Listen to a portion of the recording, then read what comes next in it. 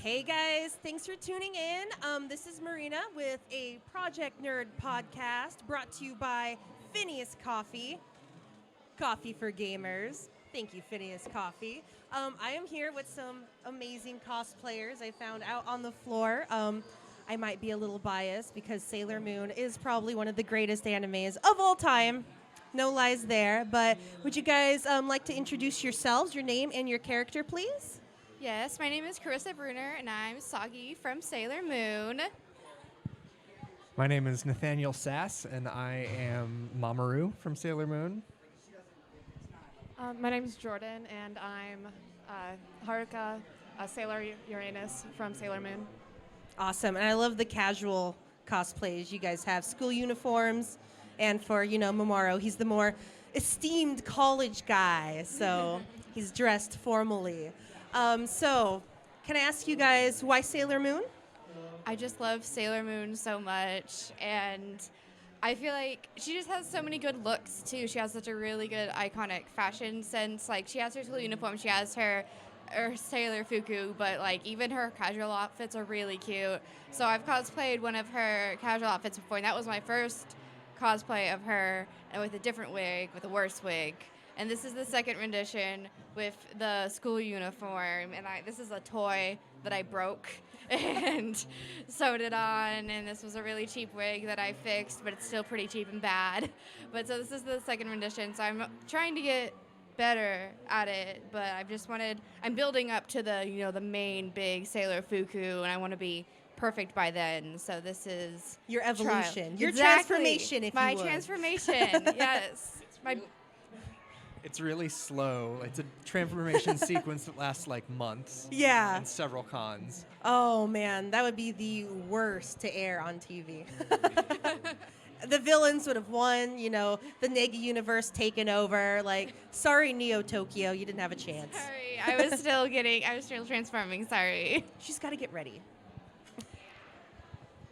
As Carissa said, we did this cosplay once before at NakaCon earlier this year in Kansas City, and we've kind of just built on it. And I think aesthetically, Sailor Moon has kind of come full circle in 2019. Like, I think it definitely has that 90s flair that's back in style with the pastel colors, and especially with the new Viz dub that I know a lot of people are familiar with, like the early 90s translation, but the new dub that is out now is fantastic. It like modernizes it but still keeps the charm. It like is more true to the manga. I really enjoy it, and I'm not even particularly a huge anime watcher, but it's one of my favorite shows of all iconic. time. It It's really is. good. And can I say, you kind of sound like Robbie Damon, the new voice actor for Mamoru, so that's It's kind me, of funny. surprise. Yeah. Hey guys, we have a celebrity right here, incognito. How about you, Haruka?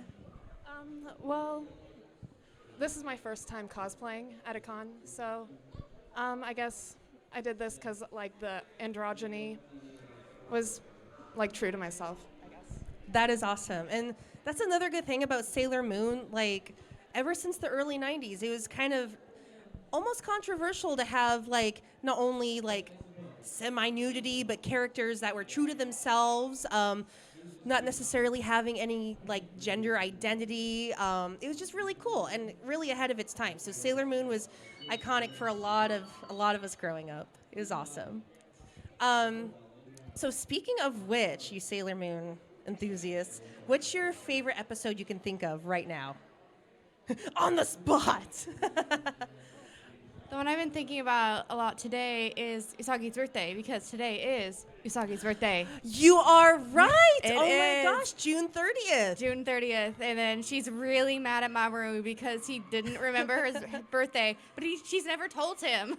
So then he goes out and tries to make up for it, and then evil follows them, and they get in trouble, and it's kind of her fault because she was stupid. But that's kind of her thing. It was kind of her fault because she was stupid.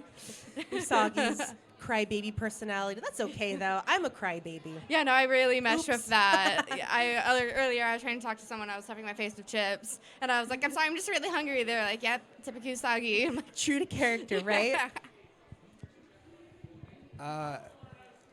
I really enjoy the like end of the season one, like the season one finale, in that like everyone dies, and it's really dark, and like because they didn't know if if the show was gonna get renewed, so they like ended it with everyone like dying, but then coming back to life and forgetting who they were, and like then the start of the next season they have to go on kind of like a hey remember me like tour. Like it's Right. really an interesting plot device to have like sort of a fresh wipe of everything that happened. I think it's very interesting.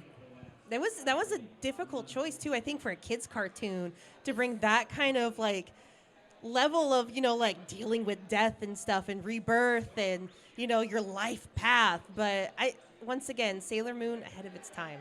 That's Ahead of its time. that's something I really like, is that it's not like afraid to be like both like progressive and also like dark, and not like sort of pander to kids. It really just kind of shows like a very, even though it's a futuristic Neo Tokyo, it still shows like a very real world setting. I love it. Thank you, Sailor Moon. How about you, Haruka? I'm just going to keep saying that. Thank you, Sailor Moon, for everything you've done for this country. Thank you, Sailor Moon. I don't know. I can't pick one. Oh, that's fine. And you know what? That's a fair choice because it's really hard. How many episodes? There's like a couple hundred of Sailor Moon. And that's just the original anime, not the Crystal reboot, you guys, which is based off the manga. So if you ever want something true to the story that was written, Sailor Moon Crystal. This is kind of more Sailor Moon Crystal vibe. The brooch especially. I really like Crystal. I think it's like we watched Sailor Moon, but we were really intimidated by the sheer amount of there is. There was a lot. So we watched all of the ones that were important to the plot because I really wanted to get the plot. That's what I was interested in. And then, so we watched all of that, and then I started watching Crystal, and it's like, it is a lot of the plot, and it's more like dramatic and almost a little more romantic too. Like, I really like it. Those but of course, scenes, oh my gosh. What? Those scenes between just Usagi and Mamo. yeah, I just, know, it's so much. my heart. What? I didn't Just a countdown. It's okay. I didn't realize until very recently that the original airing of Crystal like did not look great. Like there was, when they originally aired it on TV, it was really different in like style, and for the like home release they reanimated the entire series. Yeah, which is the insane. animation was. It looks a lot better now, but for them to like have the passion to do that and to respond to like the amount of like response they were getting, like that shows how important the show is to people. Right. And I think that's true for a lot of Japanese anime. They take it to heart. So thank you, Japan. Thank you. So before we head out, is there any advice you could give to new and aspiring cosplayers? I have a lot of people that come to me, they're like, I want to cosplay, I don't know how to pick. How do you guys find that inspiration?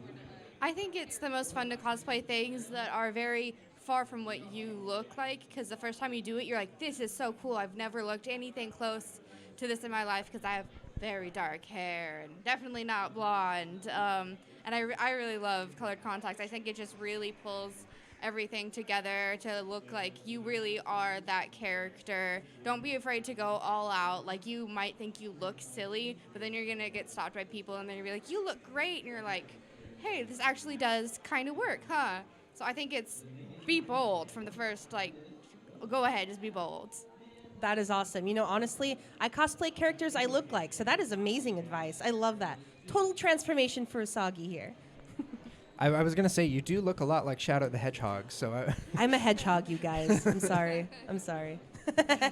I definitely agree with that. And like, as someone who struggles with social anxiety sometimes, like playing a character that is not yourself really helps to you're not yourself. You are that character as you're walking around the con. So I find that it really helps. Like, it helps you distance and get yourself out of your head and just be in the moment.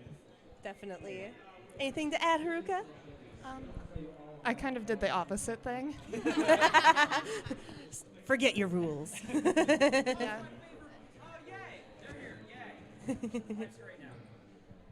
So I guess it like helped me like being more comfortable with myself, finding someone that was shared like what I wanted to do. I don't know. Someone you relate to, right? Yeah. That's what I do. I like to pick my edgy characters and my misunderstood ones, because I mean I'm just an edgelord, you guys. But anyway, thank you guys so much for coming and chatting with me. This is a first for all of us. So thanks guys for watching live. Thanks guys for watching at home, and thank you once again to Phineas Coffee, Coffee for Gamers. Once again, I'm Marina with Project Nerd. Thanks for watching.